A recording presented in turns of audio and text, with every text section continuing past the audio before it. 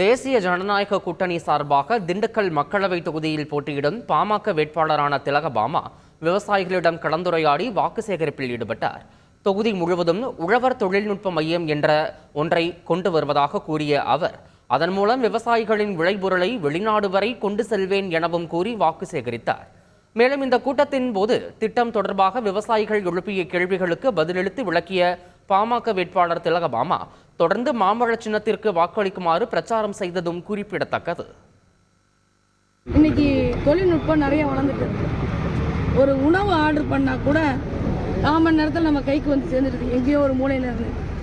ஆனால் இன்றைக்கு விவசாயிகள் பக்கத்தில் இந்த தொழில்நுட்பம் அருகில் இருந்தால் என்னென்ன செய்யலாம் அப்படின்னு சொல்லி ஒரு சின்ன திட்டமிடல் இந்த ஐடி பீல்டில் 30 வருடம் உழைத்த திருச்செல்வன் என்கிறவர் அமைத்திருக்கிற ஒரு சின்ன ஒருங்கிணைப்பின் மூலம் உழவர் தொழில்நுட்ப மையங்களை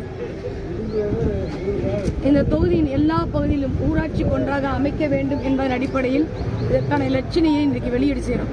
எங்க பொருளை வந்து வெளிநாடுக்கு கூட வித்து தருவீங்களான்னு கேட்டிருக்கிறாங்க. இது தனியார் அமைப்பாக இருக்காது, அரசின் அமைப்பாக இது செயல்படும்.